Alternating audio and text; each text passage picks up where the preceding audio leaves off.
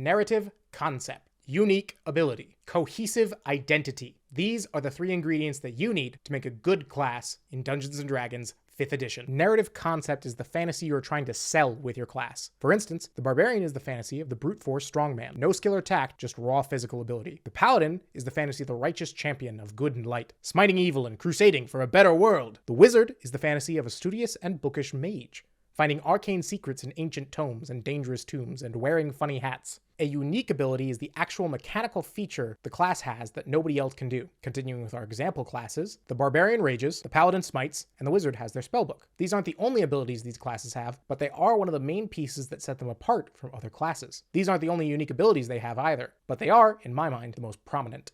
A cohesive identity is when the narrative of the class works in harmony with the mechanics of the class. The Barbarian's rage makes them physically stronger, fitting with their narrative of being a brute force warrior. The Paladin's smite is raw damage, plus even more damage if they're a fiend or undead, which goes with them being champions against evil. The Wizard can continually add new spells that they find into their spellbook, serving the idea that they are a learned mage who continues to learn more as they journey. So, narrative concept, unique ability, cohesive identity. But these are just good examples. D&D has its fair share of bad examples, some of which I fixed in a previous video.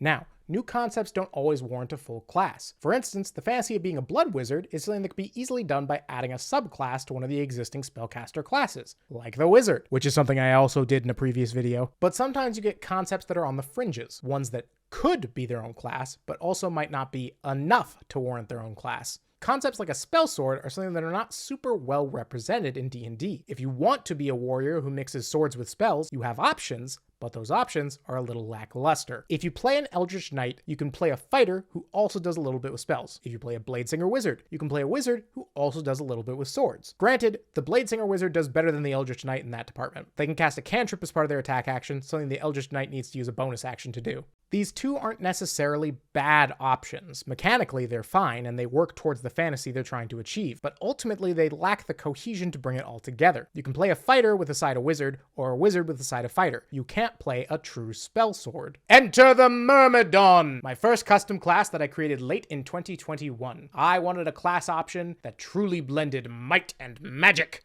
I'll let you do all the reading, but here's a brief overview if you're interested. Now, we have somewhat established the concept of the spellsword already, but to put it plainly, the narrative concept of our class is that of the mystic warrior, one who is extremely skilled in matters both of the arcane and of war.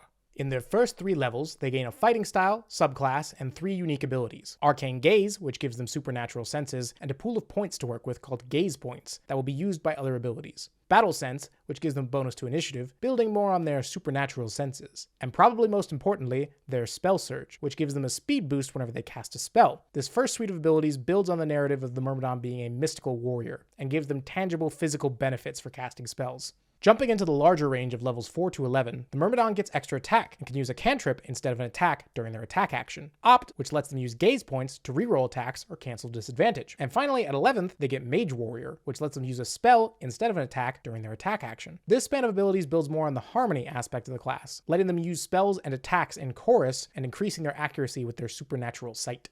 And finally, in the latter levels, they get Eyes of Arcana, which lets them use gaze points to cast divination spells. They also get Mighty Arcanum, which works similarly to the Warlock's Arcanum, except instead of granting spells up to 9th level, this Arcanum only gets the Myrmidon up to 7th level spells. And finally, their capstone ability, Spell Blink, lets them use their Spell Surge movement to teleport instead of walk. These last levels lean more on the spell than the sword, elevating the Myrmidon as a better spellcaster than the Ranger or Paladin, but still not at the same level as a full caster like the Wizard. And then the subclasses. I wanted to emphasize the discipline of the Myrmidon, so I named their subclasses codes. Each of the codes comes with an idea attached as to why they use magic, and that idea informs their subclass features. The Code of Clarity focuses on using their heads more than their fists, understanding magic as well as their opponents to solve the equation of victory. The Code of Serenity focuses on being balanced in both the magical and the physical, calmly controlling the field of battle to do what needs to be done. The Code of Zeal focuses on might and magic both being to their own gain, passionately throwing themselves into the fray and crushing their enemies with overwhelming power.